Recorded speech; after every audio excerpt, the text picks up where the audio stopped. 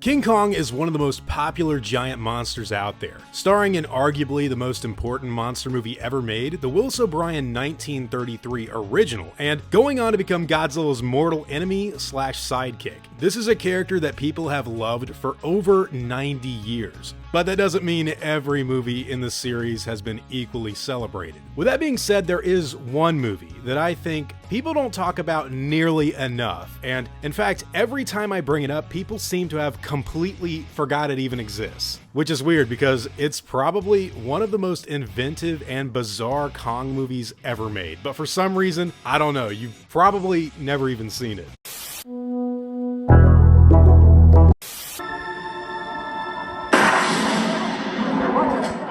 King Kong Lives is a 1986 science fiction monster movie directed by John Guillerman. It stars Brian Kerwin and Linda Hamilton, believe it or not, just a couple of years after she played Sarah Connor. The movie picks up right where the last one ends, the much more popular 1976 remake starring Jeff Bridges and Jessica Lange, where King Kong was shot and fell off that building in the movie, but in this, guess what? He lives!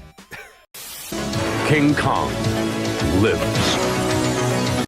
Now the plot is honestly crazy to say the least. So get this, King Kong has been in a coma ever since the last movie, with Dr. Amy Franklin, Linda Hamilton's character, working to try and nurse him back to health. He's alive, but just like barely, and in order for him to continue staying alive, he's going to need a urgent plasma transfusion as soon as possible, or, you know, he's gonna be really dead this time. That's where this weird adventurous guy comes in who is just hanging out in the jungle and happens to run into another Kong, a lady Kong in fact, and one that just may be the perfect blood donor to get King Kong back on his feet.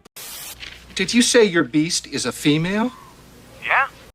So long story short, they capture the Lady Kong, do the blood transfusion, and give King Kong a super duper computerized artificial heart that's way better than his normal one. I don't know why he needed a heart transplant, by the way. It's gonna help him live, but look, everything goes crazy once he hears the Lady Kong screaming in a separate bunker or something and starts acting bananas. Kong gets up, breaks into the facility, and the scientists and guards are all going crazy trying to stop him with construction equipment. Kind of like that deleted scene from the Lost World Jurassic Park where the T-Rex breaks out on the ship of the SS Venture. No, it was not Velociraptors. Before the ship crashed into the dock and everything, but look, this movie gets wild like 1980s style, if you know what I mean. Oh, hey, now that's some good liquor, son! Look guys, there's scenes where cars are like flipping over things, just blowing up for no reason. There's an early scene where Linda Hamilton just gets way too comfortable changing in front of random people while the military's searching for her in the woods. Lady Kong has labor pains. People are trying to sneak on base like it's totally not super illegal or anything. And this movie has one of the funniest death scenes for a villain I have ever seen in a movie, like in my entire life. I'm not even kidding.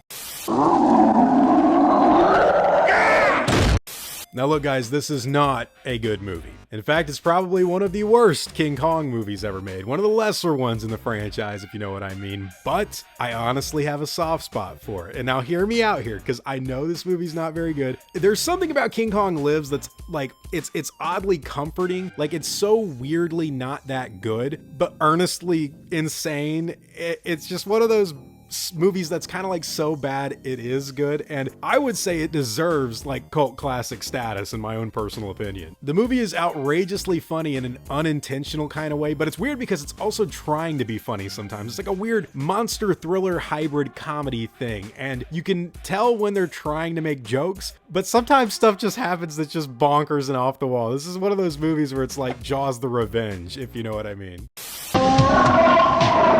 He was trying to get to the female. Linda Hamilton sort of seems like she's just going through the motions here, and the human cast in general is just extremely silly, especially the bad guy played by John Ashton, who's kind of this evil Burt Gummer character that fills in for Roland Tembo, and he just tries to like capture and kill the King Kongs, and yeah, it's weird. It's the reason my ass has been stuck in this rat hole since last summer. I think his whole motivation is he's just sick watching them the whole movie, because apparently he's been doing this for long periods of time. That's the other thing. The movie jumps ahead like months and like arguably years if you count the beginning of the movie, like just randomly. They're like, how long has it been, audience? 3 months. How long has she been acting like this? 3 months, 4, who the hell knows? Look, while this movie definitely is ridiculous, I love it. Like, it's not good. I'm never going at these things that I say I love on here, and like when they're movies like this, claiming them to be something they're not. But I had a really good time watching it. It's just wholesomely goofy, if you know what I mean. And it is by far the cheesiest King Kong movie ever made. Oh no! My dad's gonna kill me!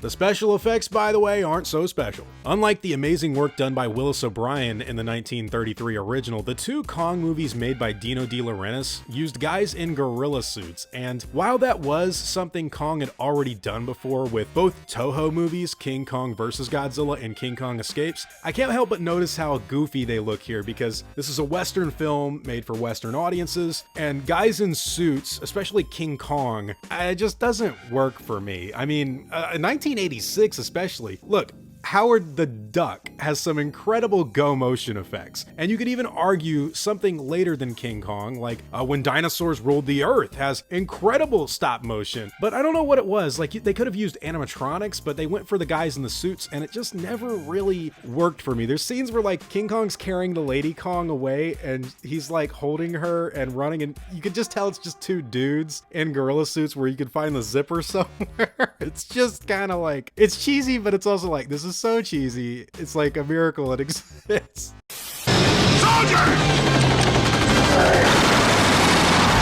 There is just something about King Kong Lives that's oddly comforting. I can't explain it, man. It's way closer to the later Jaws movies than Godzilla and Kong: The New Empire, which is actually a much better movie as well. But just to see the mighty King Kong like get downgraded like this, like at once one of the most prolific monster movie heroes ever made, and now he's basically that meme that you see inside a Pizza Hut, like on the wall.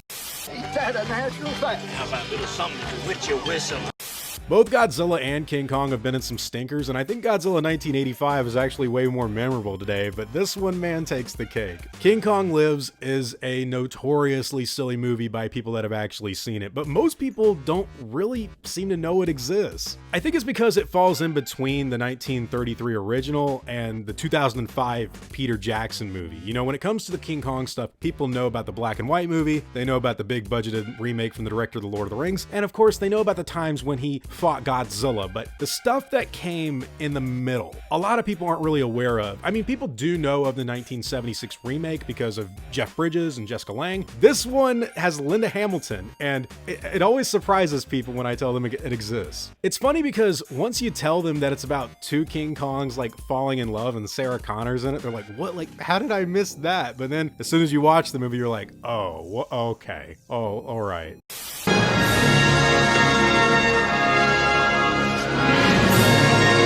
The movie has some of the most insane and wild scenes in any King Kong movie. He like rips a hillbilly in half. He starts eating people. He's gathering alligators in his mouth to eat. And that's when it gets really silly, by the way, because he just grabs them in a swamp. And it's stuff like where you can really smell the cheese because it's clearly a guy in a monkey suit picking up a baby alligator before they do like a hard cut to the adult. The whole thing is just insanity. Like, it's just so weird that they even sent that to theaters. I mean, it's funny because it's unintentionally funny, I guess. Like, they started filming in April of '86. It came out in December of the same year. Yeah. Not even your Kong can survive that. So as you could probably already find out, King Kong Lives was not very successful. After waiting years to see what the follow-up to the 1976 remake would be, this is what they put out, and Dino De Laurentiis tried really, really hard to get a sequel made earlier. Like, there was a point in time where there was going to be little kids leading King Kong down the road, like, don't step on that car, King Kong, watch out. And then there was one where King Kong was going to go to space. King Kong was going to fight Orca, which, by the way, I did a movie review of Orca on the channel already before in the past. That's one that I think you would actually get a lot of enjoyment out of. But there's another one where King Kong was going to go to, like, Russia and fight for the Cold War. I'm not kidding. This is the story that they finally settle on because they're like, well, we killed him. How do we bring him back? And Dino De Laurentiis just loved the idea of the giant computerized artificial heart. I'm not going to lie. It's pretty cool, and it reminds me of King Kong versus Godzilla, like back when it was supposed to be King Kong, like a Frankenstein thing. But I just don't know, man. Like, the movie is insane, and Linda Hamilton's there, and I really think you guys need to watch this movie if you haven't already. The Dino De Laurentiis movies are remembered by some, especially the first one with Jessica Lange, but this one, totally, people don't know it exists. If you're a big monster movie fan, of course, you probably do like myself, but yeah, it like sits in a very weird limbo because it's both suitmation, like the Toho stuff of King Kong, but it's also made in America, and in the late 80s, cheesy. I don't know how to describe it. You just gotta watch it for yourself, especially if you're interested in all of the MonsterVerse stuff that's been happening recently. It is bizarre to me that people like haven't really seen it, but I love that stupid movie, man.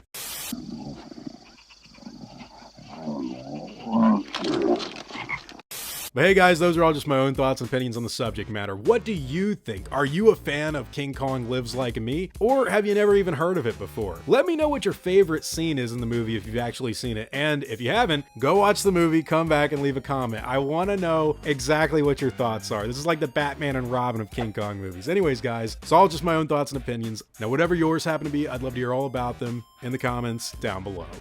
Now they are trying to kill him again.